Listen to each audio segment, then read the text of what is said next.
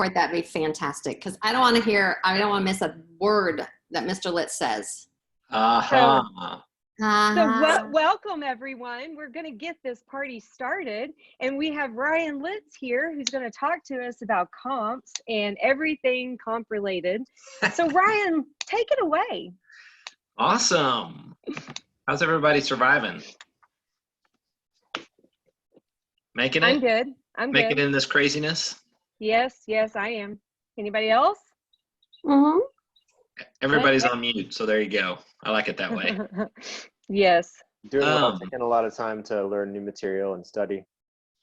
Good. It's a great time to do that. I thought that I would kind of just start by saying comping right now is a little bit uncertain with everything going on with COVID-19. And so, I don't know that anybody really knows, especially in certain price points, what we need to be doing until we price like we always have, and then see how the market reacts, see if there's buyers that are there that are interested. But what I thought I would do is just talk through a few things and a few thoughts, and then I think I figured out how to do this screen share. Yeah. And I thought I would go to the MLS, and if you guys have any specific questions about a specific property, we could kind of just play around a little bit with it and see what I would do personally, or if I were listing it or pricing it or maybe preparing for the appraisal here in a little bit. So I'm going to just kind of start saying, obviously, in a normal situation, in a normal April, if I had somebody call me and say, hey, Ryan, we want you to come talk to us about listing my house, and if it were in a neighborhood that has consistent comps, then I would literally just go and I'd pull probably the last 6 months of activity in that neighborhood, and I would see kind of where it laid in the comps based on square footage, based on maybe lot location, all of that, in preparation to see the house, typically in person, not virtually. And then once I see the house, I know, is it current in its style? Is it dated? Is the lot a good lot? Does it have issues with a power line or backing to a road or whatever it might be, that I kind of take into consideration on a range that we discuss? Obviously, right now our supply is low for the most part overall in the Edmond area. Now, once you start getting in upper price points, it's not. But even in a tough situation with what's going on, lesser expensive homes are still selling quickly. They're still selling with multiple offers. Our inventory is still low. And I think even the right house that's even more expensive on the right lot at the right price is still selling, even though maybe our activity is down. So we kind of have the normal pricing and then the uncertain pricing of where we are today. And I don't know that we know. It depends on how long it lasts. It depends on how our inventory does. And it depends on if we're actually having buyers and lookers at some of these properties.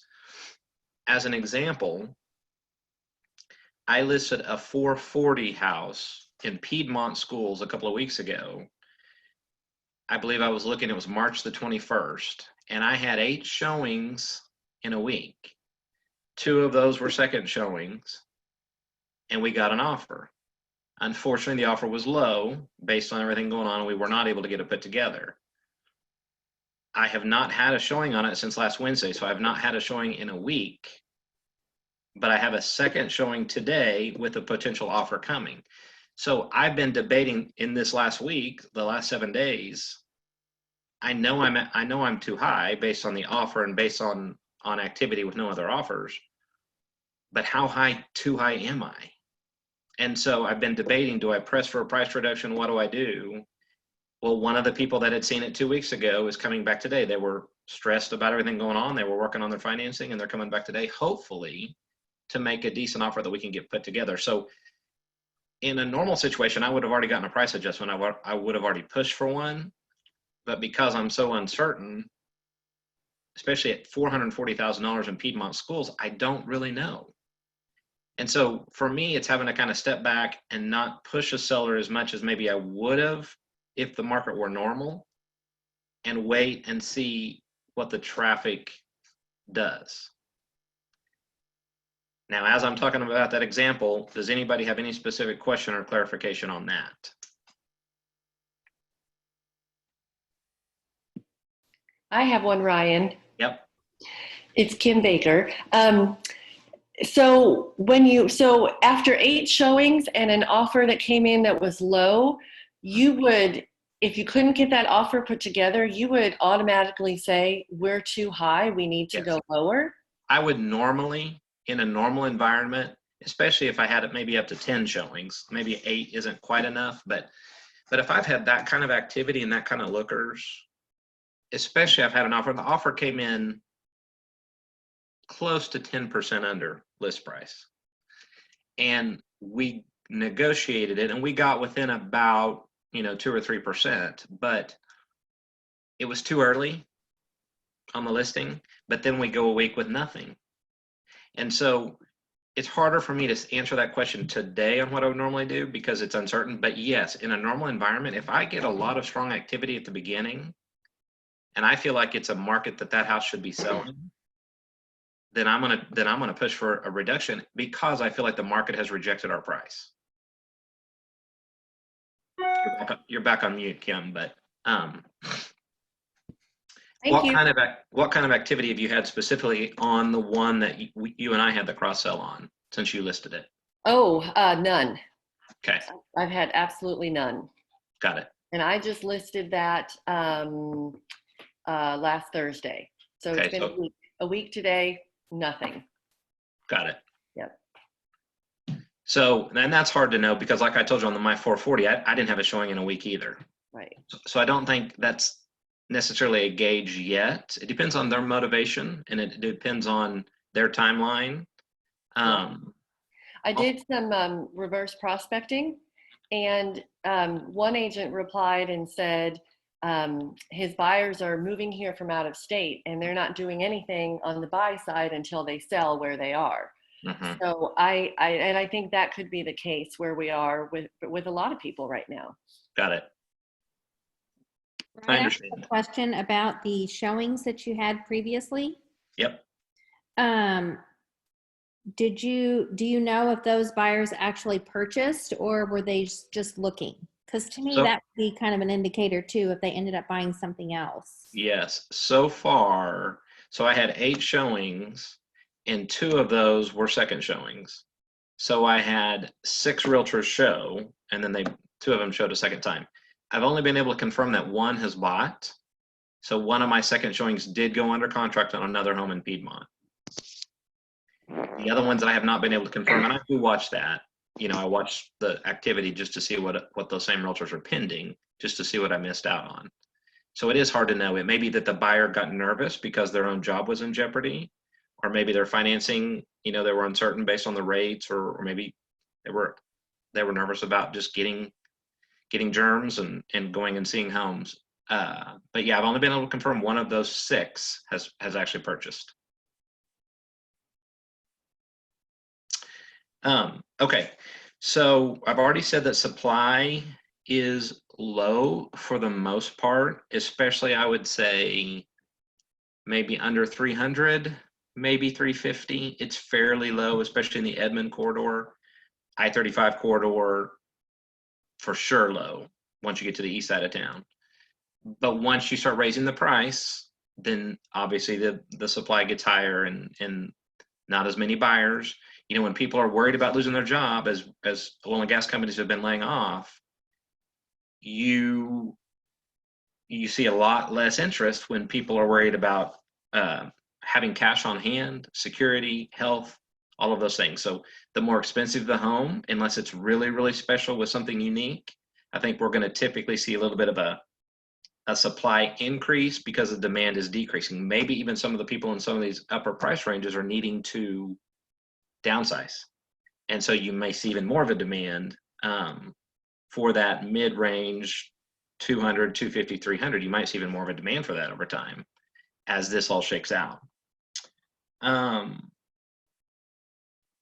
from an initial pricing standpoint, we go back to what I said at the beginning. You know, I typically will look and I see what the comps are, et cetera, et cetera. If it's an awesome house and it's on a great lot in a price point that seems to be moving, then I tend to be more open to being more aggressive on price. I've been doing this a long time, and I've lost out on many listings over the years where I did not feel like it was worth as much as the seller did, and some other realtor did, and they got it. So I've tried to learn my lesson. If it's awesome, let the seller start with maybe a little more aggressive price and see how the market reacts. You can always come down. I don't do that on a regular basis, but if it's a sweet house, current style, you can tell it's well maintained, especially if it has a great lot, then I think you're more open to pressing price a little higher than you normally would.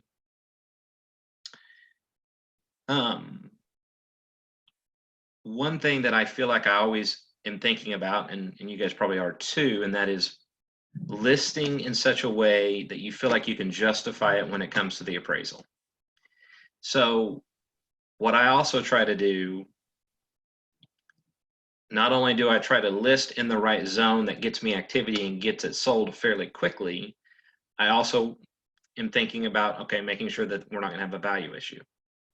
And so when I get to the appraisal phase, I try to pull the strongest comps I can possibly find, and I may even go outside the neighborhood for the appraisal, especially if it's a larger lot, and kind of prepare my CMA with details, with a note at the top with kind of the bullet points of what the strong buttons are, if you will, of the home, the highlights, the updates, the special features, whatever that might be, and physically meet the appraiser at the appraisal.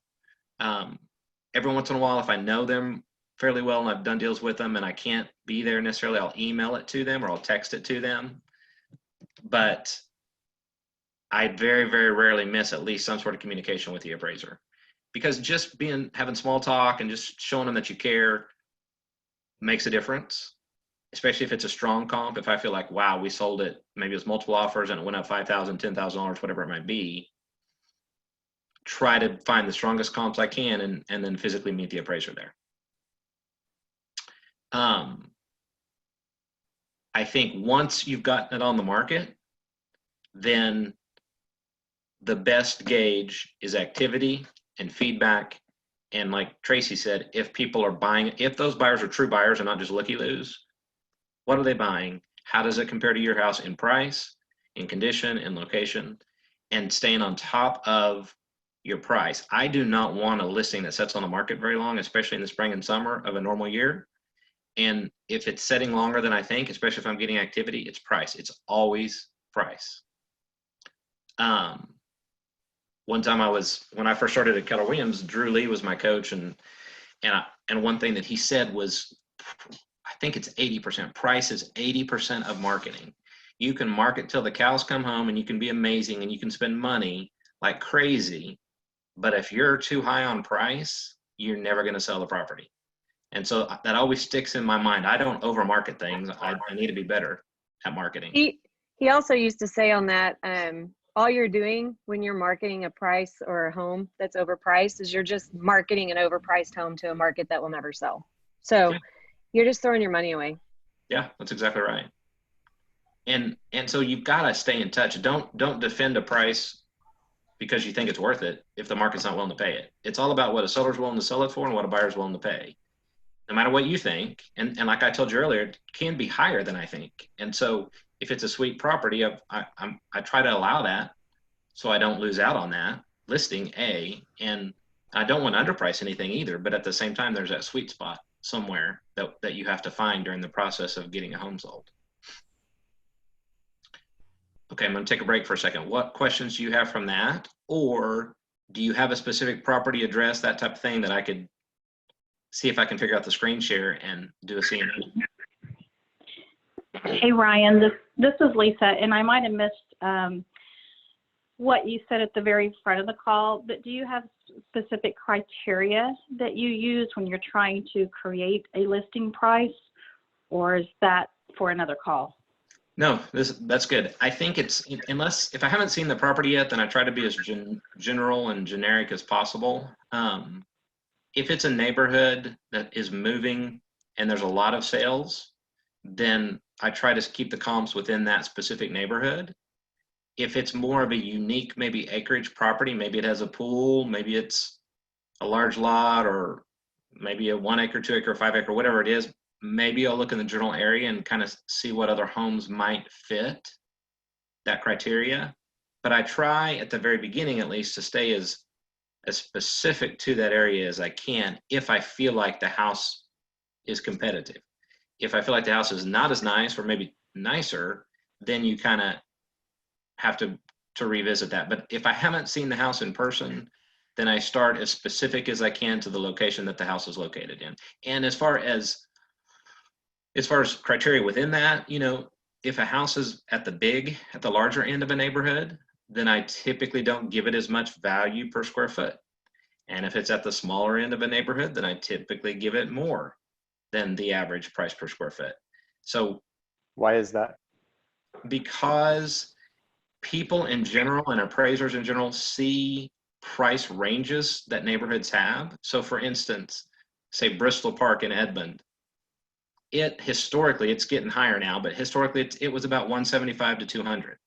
So the range that a buyer was willing to pay for Bristol Park was typically 175 to 200. So if you had a 2,200 square foot house in there, even though the average, let's say, was $100 a foot, or say the average was 110 a foot, you're not going to be able to get, in my opinion, more than 100 a foot for that larger home, because the range is set kind of by the general public. Because if they're going to spend $220 in Bristol Park, this is not so much today, but say 3 years ago, then they're going to go a step up and they're going to go buy a neighborhood that they think is nicer. So the typical thought process with an appraiser or sales in general is, if you're one of the bigger houses for the neighborhood, you're not going to get as much per square foot. So you can't take the average price per foot and assume that multiplying that by that footage is going to get you where you need to be. That's Ryan, do you normally go back? I think that's really true. And I think that's where a lot of people misprice properties, is when they take a larger home and they give it the same price per square foot as one of the smaller homes. Yep. I think that's a great point. I had a cross sell, and I'll get back to you, Lisa, here in just a second. I had a cross sell that we closed earlier this year with a realtor owned property in a neighborhood that his was by far the highest square footage that I could find. And he was so emotional about it that it just about did me in, because I kept trying to tell him, your price is 30,000, or whatever, higher than it should be, in a respectful way, because it was even worse because it was his own personal property. And we finally got there, and we finally got him to come down. And the whole time he was difficult because he felt like he was giving the house away. But I felt like it was justifiable because it was one of the biggest house, actually, it was in Pecan Hollow, Tracy, where you used to live. And I feel like my buyer paid a lot more than they should have in some ways, but it appraised and they wanted it. But we got him down significantly because he was trying to take the average price per foot and extrapolate it. Well, his was 500 square feet larger because he had added on a bonus room upstairs. Lisa, you had said something to clarify. Right. And I know this is something Tracy and I, when we're trying to pull comps, we look at a lot. So I was curious what you do. Sometimes we go back 90 days, but we also try to look at seasonality. Yes. And go back a whole year. What time frame do you normally look at when you're trying to pull comps? It depends on how many comps there are where I start. So for instance, I try to pull, if I feel like there's a lot of activity, then maybe I'll start with 90 days. Because especially if we're on the upswing of pricing, you want to look at the more recent active pending solds to get your current pricing. If there's not a whole lot of activity in what I'm starting, I may expand the location, or I may go further back in time. If I feel like a year ago was pretty consistent with now, then they should be good comps. But there's not really, the thing about it is there's not an exact science to it. You kind of, like, I will sit there and I will lay out, okay, what does realist say? I'll print the realist report. I'll print the county assessor, if it's in Oklahoma County especially. I'll pull all the times it's been in the MLS. So if other realtors have had it listed, or if I'd have it listed, or if I sold it, or when it sold, just to kind of get a gauge of history. I try to get all the facts I can possibly get on the property before I start looking at comps, because I want to see, what did they pay? What did they finance? Has it been on the market before since it sold? And it, since they purchased it, has it been on the market again and just hadn't sold? Then I say, okay, like you said, Lisa, where are we in the year? Is it summer? Is it spring? Is the inventory down? Like if it's under 200,000 right now, if I don't have any, unfortunately, but if I did, then I would be so excited, because I would know I'd be prepping for multiple offers in the middle of COVID-19, which would be awesome. But if it's a higher price point, then you just kind of have to determine how far back do you go based on. I'd like to have at least 7 to 10 comps, let's say, active, pending, sold, just to kind of gauge it through. And then you just have to expand that back in time or beyond the exact perimeter of the neighborhood if you need to, based on what data you're finding. Anybody else? I have a question regarding if you have a unique property and there's nothing else on the block or in the neighborhood, or if it's not in a neighborhood, how far out do you go? What is the process you use to find another area where you can pull a similar comp? Because I was working with the buyer. We were looking at a property on a house was built right on the street, next to a bunch of other business similar to it. We're in nice neighborhoods. Right. So what do you do? I think that's tough. It depends on which side you're on, if you're on the buying side or the listing side. But as an example, I have 2 new construction properties that are both under contract, but they're on Simpson Road, just west of Sooner Road. And one of them went under contract VA, and one of them went under contract conventional. Well, I was really concerned about the VA because it's Guthrie Schools. No offense, Andrew. And it was new construction, so it was priced high.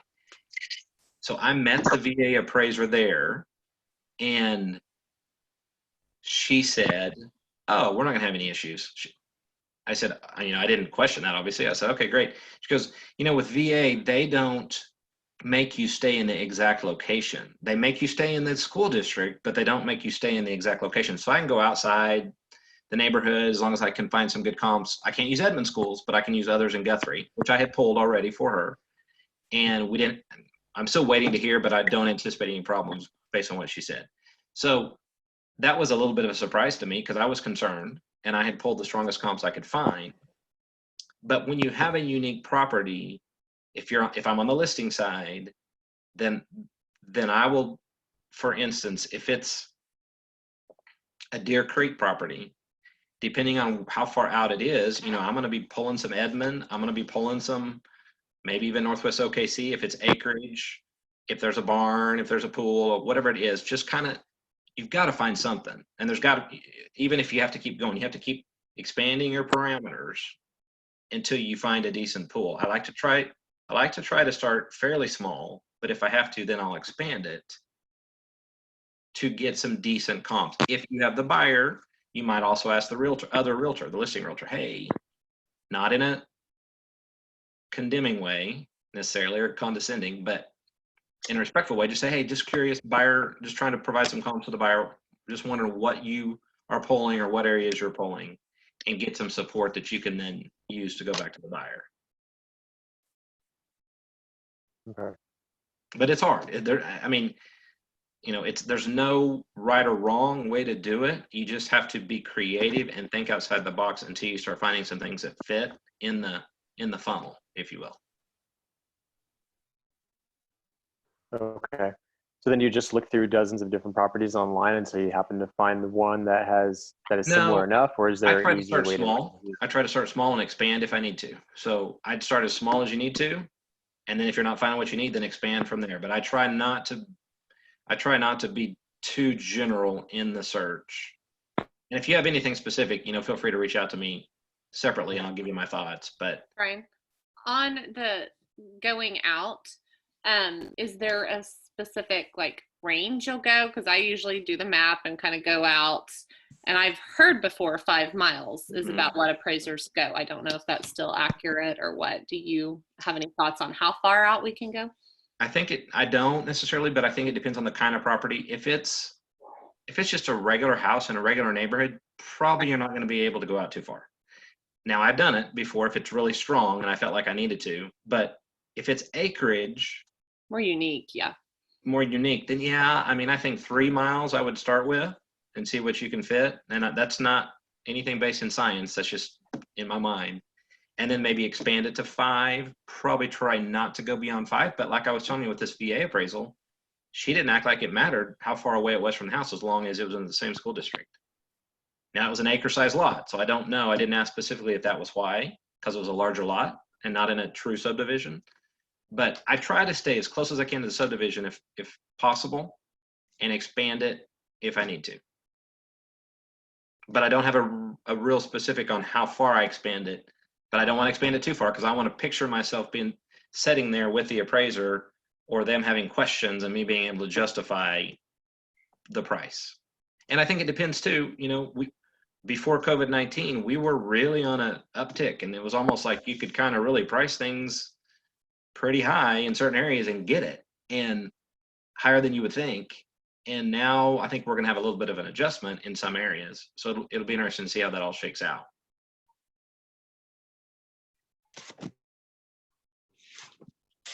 Anybody else? I want to just I have make a a note for you guys in the chat room.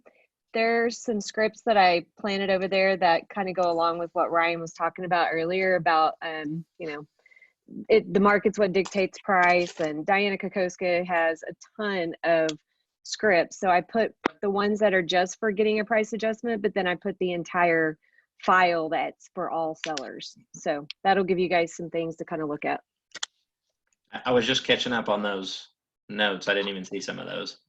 But yeah, somebody told me that about the market rejected our price a long time ago, because it's not that you don't want to offend a seller, and Right. you don't want it necessarily to be your opinion only. So you can kind of push it back to, especially if you've had activity.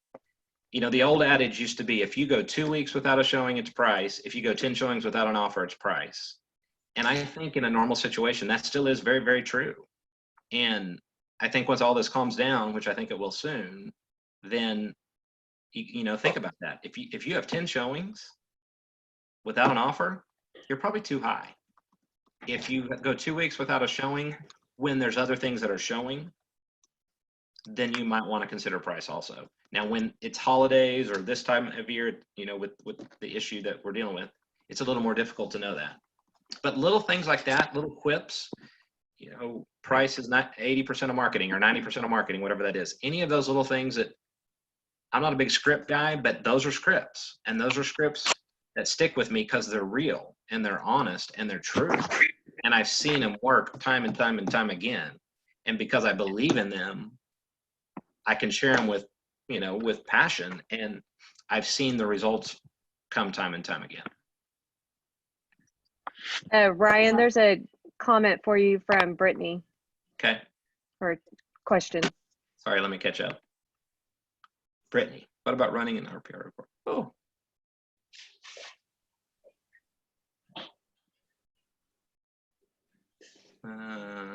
What is an RPR report? I've never used one. What is an RPR report? I've used RPR a lot. It's a tool we have on MLS. I've never ran the report because, again, of what she put in there, I don't want to be responsible for specific prices like that, adding and reduction. RPR, there's an app I've used a lot when out showing, because it does pull a little more data on things, but it's all pulled from MLS and statistics and things like that. Wow. Yeah, I've never used it, so I can't answer that. But I would answer to her and saying, be careful, don't be trying to guess values of things either. Right. I would look more at the comps like Ryan was telling with specific properties. Yeah. Ryan, I have a question. Yep. Actually, I probably have a ton for you. I'd love to listen to you talk any day.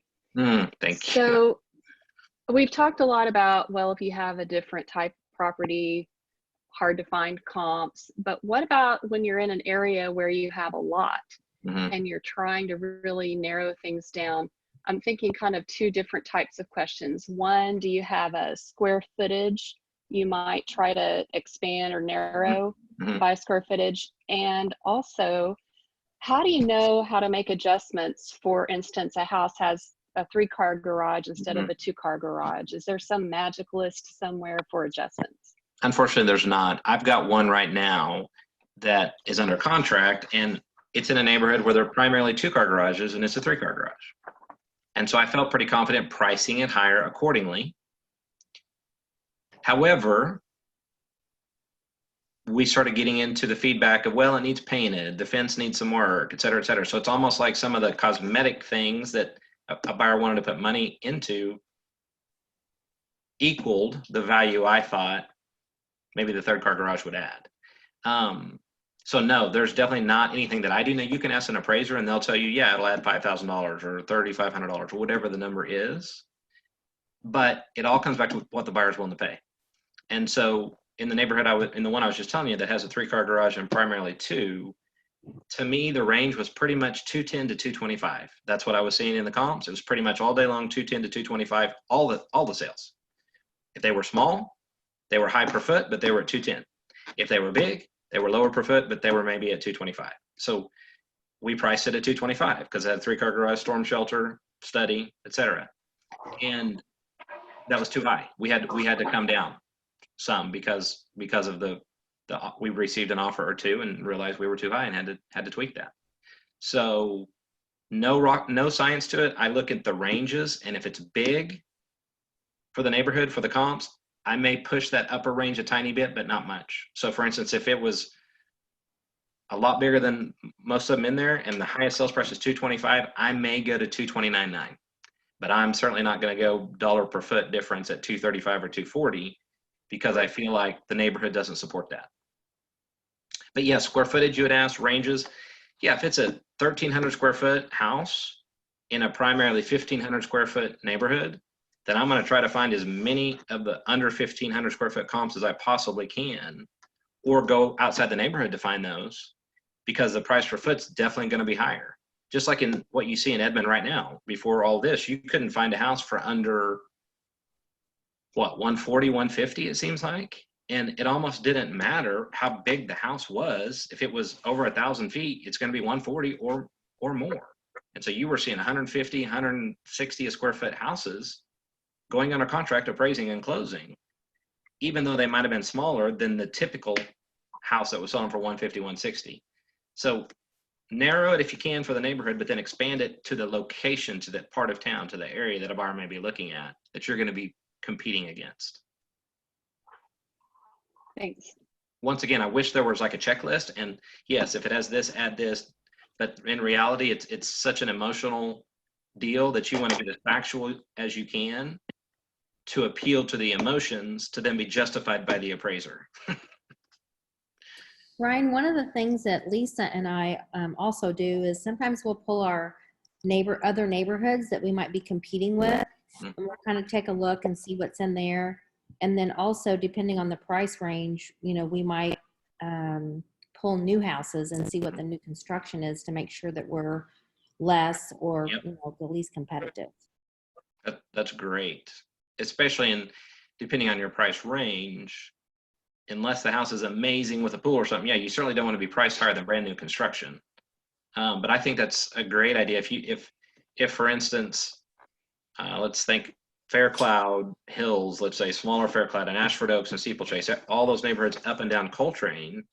Well, if you don't feel like you're getting enough comps within the neighborhood, well, especially the ones that have neighborhood pools that are competitive, you can pull some stronger comps if you feel like that's going to be your competition, and a buyer would buy either one if they liked it.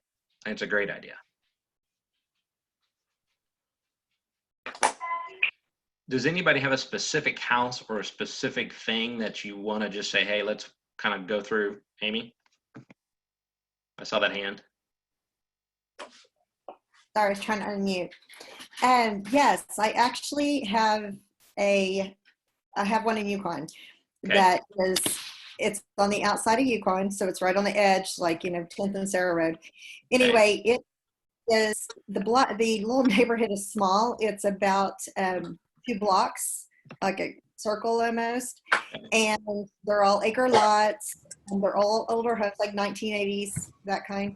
Most of them, I mean, they're all like decent, nice, well-kept homes, but the one that wants me to list it has a little more than an acre, and they've remodeled it. It's the biggest house in the block. I mean, they want to do it for like 300, and I'm seeing things that are like half of that. Okay. However, right on the edge of it is where they're building 2 new additions. So there's going to be some new constructions over there. And I'm just having the hardest time, and I'm terrified of appraisal because I've had 2 bad appraisals this year. So Got it. I just don't know what to do.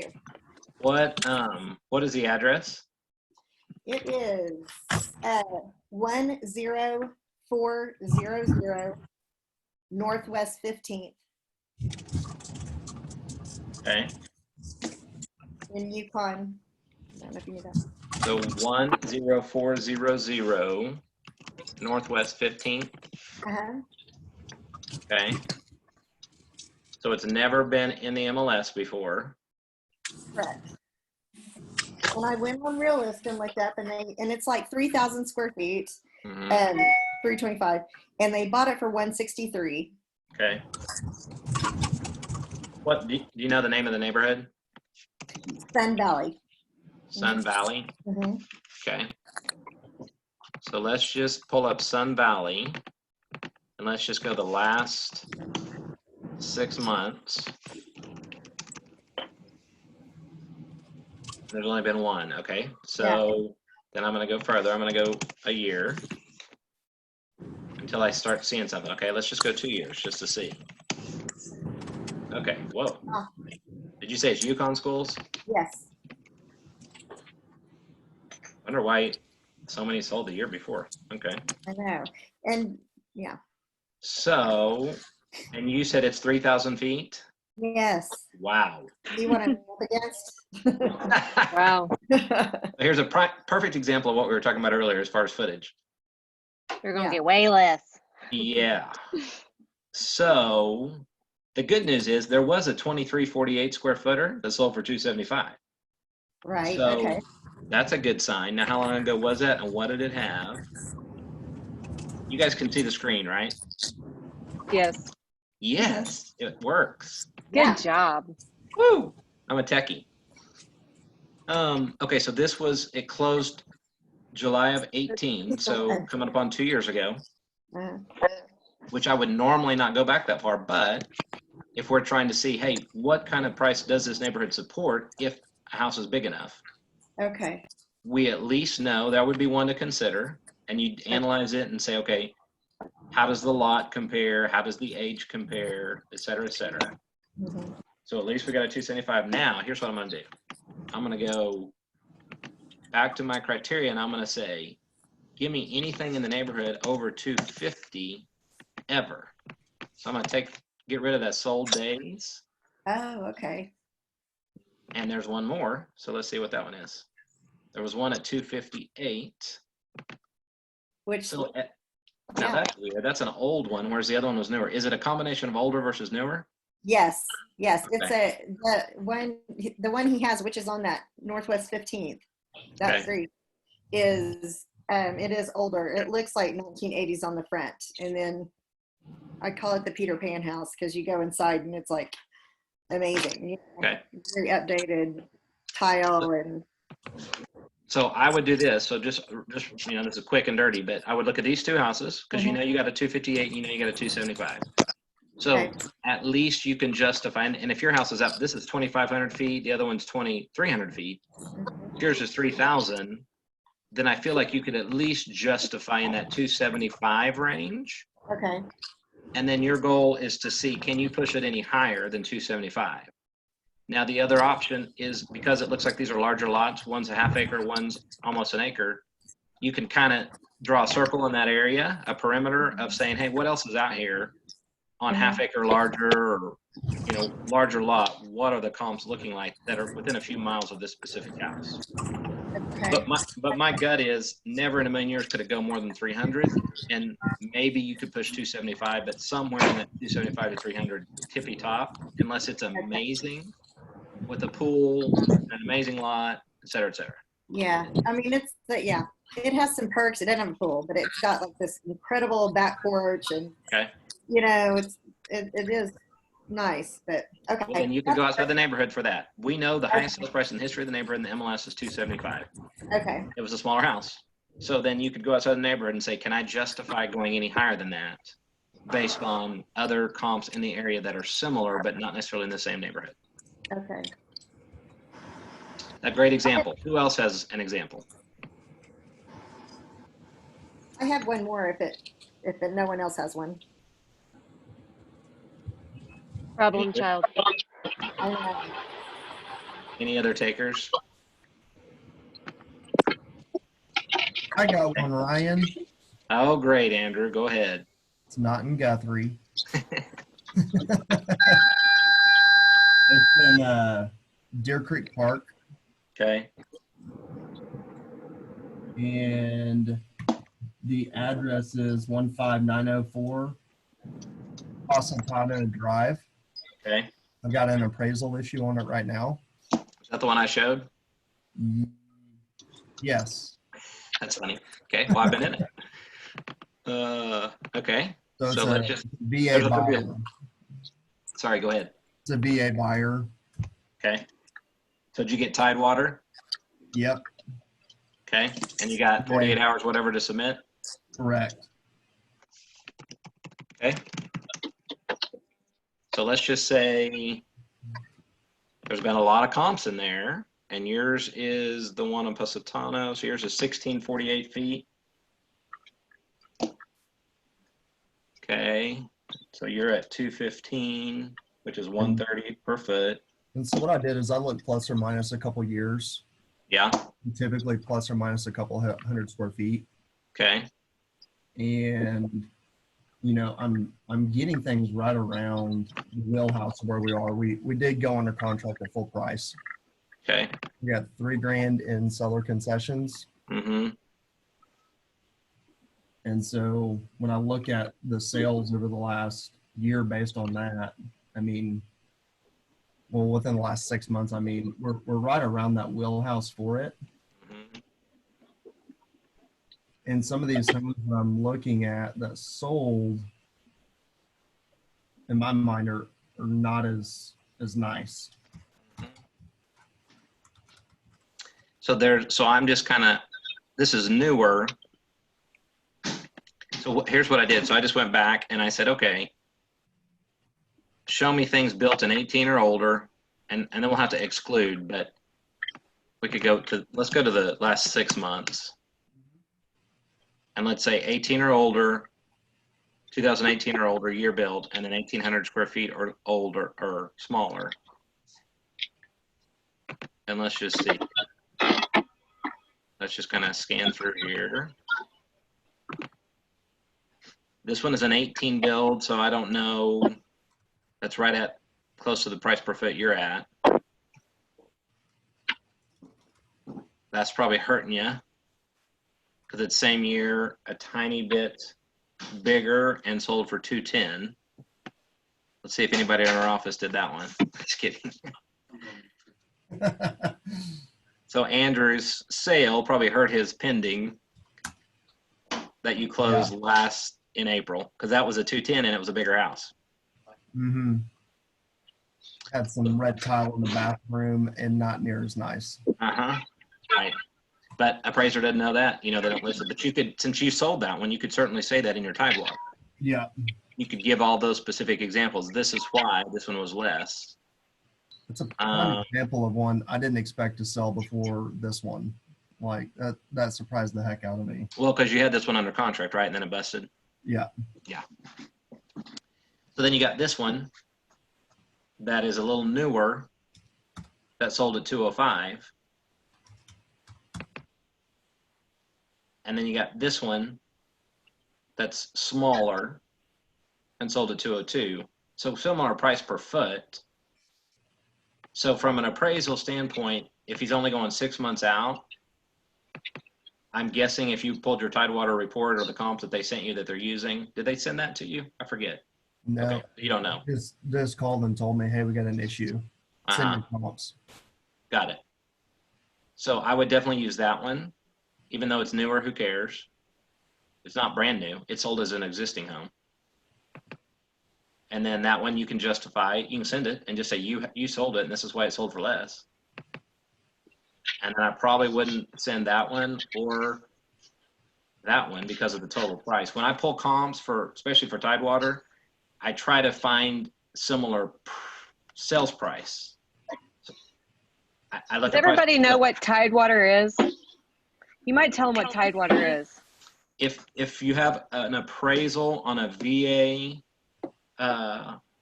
contract and the appraised value comes in low, then the VA is required to notify all parties, including listing realtor, and allow a certain time period, 24, 48 hours, to submit comps. You don't know what comps they're using unless you can kind of sneak it out of them.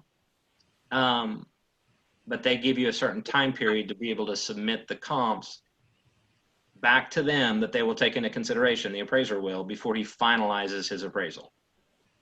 Now, I will tell you, Andrew, I haven't had it recently, but over the last couple of years, I've had several.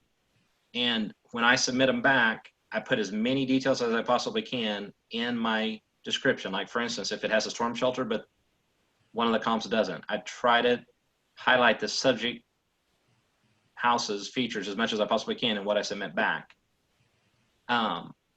And find the strongest comps that I possibly can, even though they might be newer, even though they might be a little larger, a little smaller, whatever. But I really do focus on sales price and price per foot. But to me, sales price is even more important because they're looking for the range. So for instance, on your deal, I certainly would never include anything probably 205 and below sales price. So I would not include several of these. I would expand the comp search to find more that are consistently in that 210 to 220, 225 range. So you could justify sales price in addition to price per foot, because sales price is really what appraisers are looking at. How many comps would you send, Ryan? I would try to find 3 to 5 closed. But if there's a strong pending, I would send that too. If you can get any details on pendings, like if you know the realtor, let's look here. So that one is pending, it's strong. It's Kim Reed. She sold it fast. Tracy Rice had the buyer. I'd be calling one of them and trying to get as much scoop as you can. Very similar to yours. A little bit newer, a little bit larger, but higher per foot. Yeah. And just saying, include the pending and say the pending is such and such. Through conversations, I was able to confirm whatever you can possibly find out about it. And then that's your pending. And that's another strong per foot pending, but, well, no, it's still good. It'd be a good one. Who's that one? Wendy Foreman, Stephanie Sessions. So anything you can get, see what happens is the trend has been going up. And so these pendings are strong.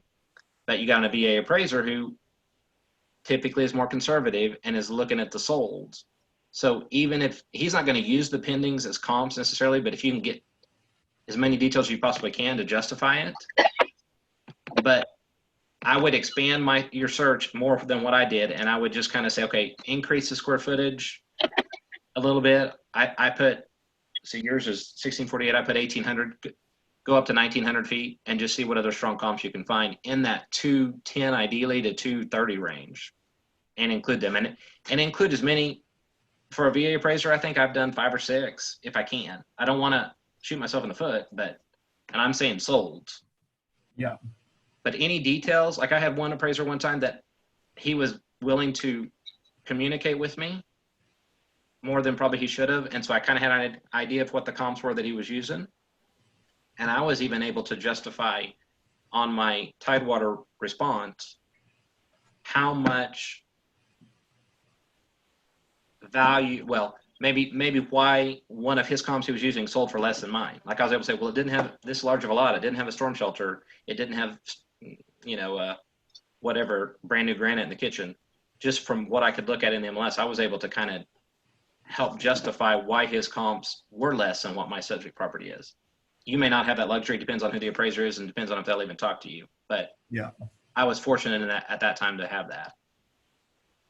But just know that you may be successful. I mean, by supplying all the details, it very well may be that you'll be fine. How far off are you? Do you know? Nope. Yeah, I hate that. They haven't told me anything. They're not supposed to tell you how far you're off. They're not supposed to tell you what comps they're using. So yeah, it's kind of like you're blindfolded. Yeah. That's a good one though. It's a great question. Great problem. And a common problem that you'll have the more business you do, for everyone on this call. Thanks, Ryan. You're welcome. Anybody else? I know we're coming up on our time, so. Can I ask this real quick? Yep. What about acreage too? Like you know, how do you add that value? Like a house on 5 acres or 10 acres or something like that? Yeah. I would try to find comps with 5 acres or 10 acres if at all possible. Okay. To kind of help you understand what the larger acreages are selling for.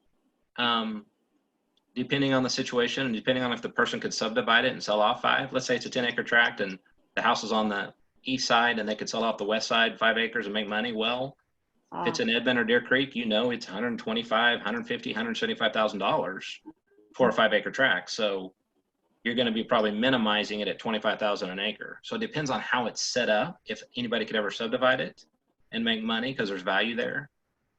But I still would start with trying to find properties that are larger lots. If it's 5 acre, I'd look between like 3 and 7. If it's a 10 acre, I'd look between like 7 and 15 or something, okay. Trying to see in the general area what other houses on larger lots are selling for. Okay. Once again, it's not rocket science and there's no menu, there's no flow chart that says exactly what to do. You kind of will just get more comfortable over time as you do more. But okay. If we're in a low supply, high demand, then of course you can be more aggressive on your price. If you're in a high supply, low demand or COVID-19 or whatever and upper price points, you have to be real careful on how you're pricing things. But the goal is to get it sold, get it under contract, and then get it through the appraisal process as soon as possible. Yeah. Okay. Thank you. I'm going to stop my screen share, so I can see everybody. There we go. There's my wife. Wonder if she learned anything.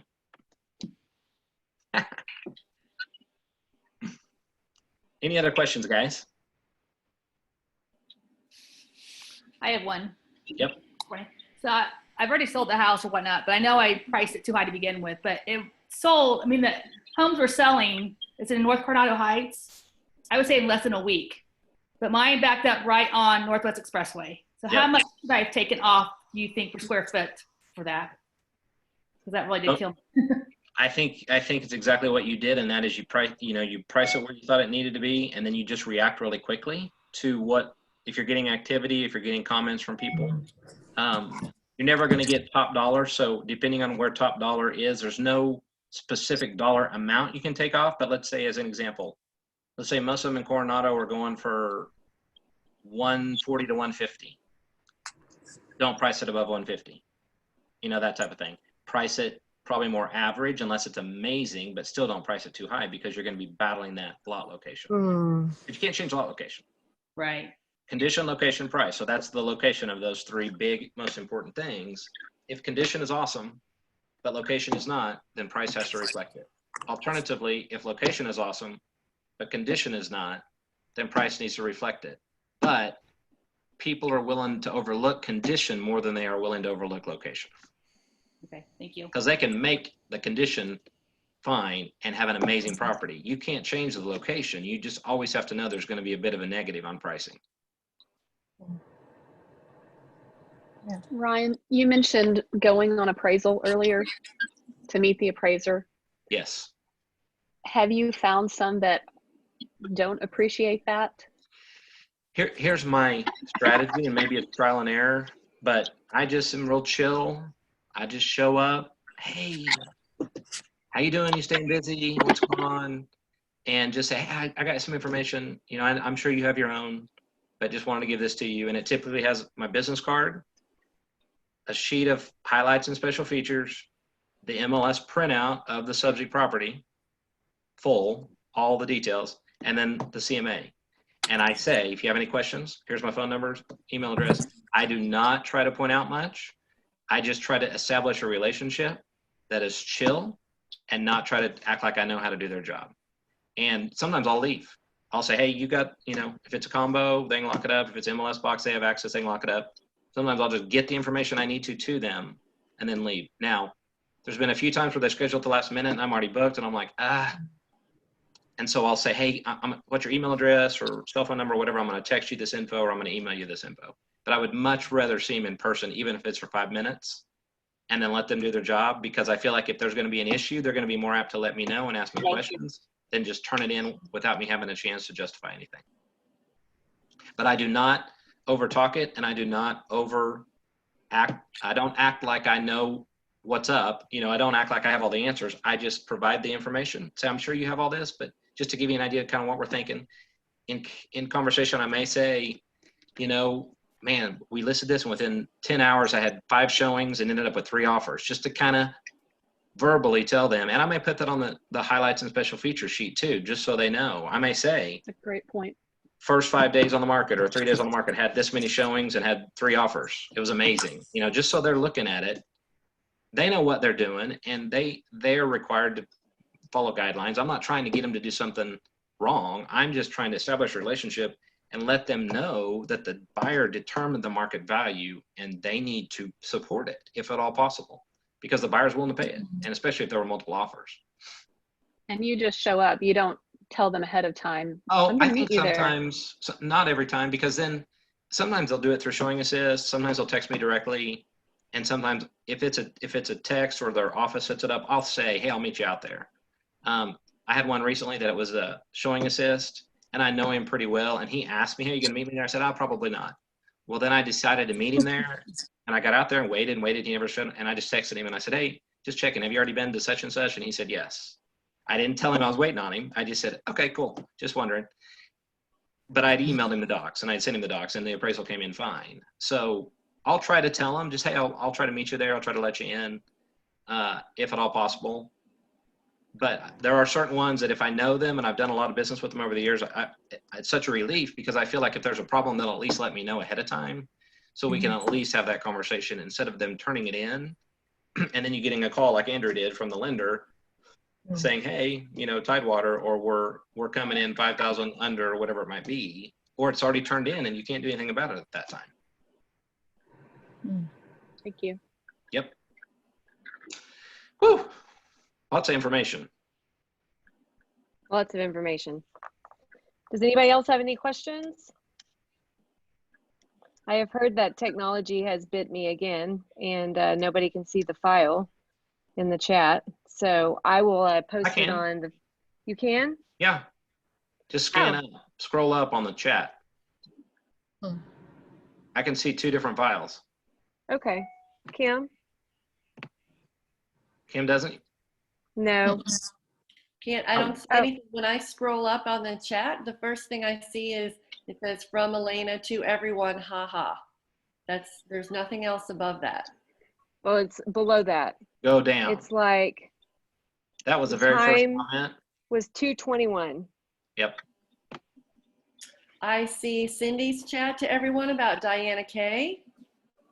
And I see her next chat at 2:22 to everyone that says. Wow.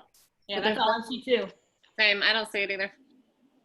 Why would I see it? That's so weird.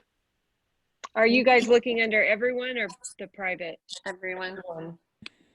The ones that can't see it, are you on laptops or other devices? Laptop. Wow. Yeah, I'm on a laptop too. I'll check on that. I'll post it on the Facebook page when I post this recording that we started at the very beginning. Thank you, Kathleen. Do you guys have anything else? That was great. Thank you. If you guys could do me a favor, I would really, really appreciate. You can go in if you don't want everybody to see it and just put my name. But if you'll go into the chat and give me a little bit of feedback on if you like this class, what you'd like to see maybe more of in the future. We're trying to do things that you guys want and need to help you in your business. So if you guys could do that for me really quick before you sign off, I would appreciate it. Hey, Ryan. Yes. I did learn. I just Yay. didn't figure out how to unmute myself. So good job, honey. I hope you took good notes. Oh, yeah. I always learn so much from you. Oh, can I get that in writing? Boy. Yeah. Oh, boy. I'll use How it about a against you later. contract? Thank you. Getting deep. Yes, I would thank you, Ryan, for doing that. I love hearing different agents talk because everyone does things just a little bit different. And like Sure Ryan do. said, there is no exact science to it. Yep. And there's So no right or wrong. Exactly. And so just to kind of see different people's perspectives, and especially the new ones, I tell them all the time, a lot of this is you just have to try different things and you'll figure Absolutely. it out. Yeah, it's great. Thank you. You're welcome. Thanks, guys. Sometimes you have to fall. Yep, on your face. Done that many times. Well, once you guys have put your chat in, you are welcome to leave. It won't close out until I close the meeting. So thank you guys for coming, and have a good Easter, Good Friday. And don't forget, we have some really cool stuff coming up next week too. So stay tuned. See you guys. Bye. Bye.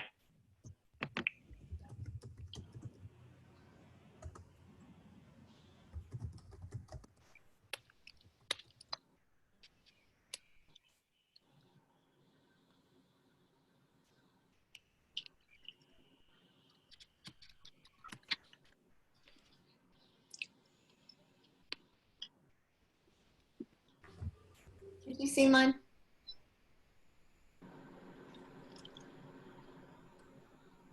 That Amy? Yeah, I see it. Okay, I couldn't see anything earlier, and now I can see some things. Okay, thanks. Thank you. Bye.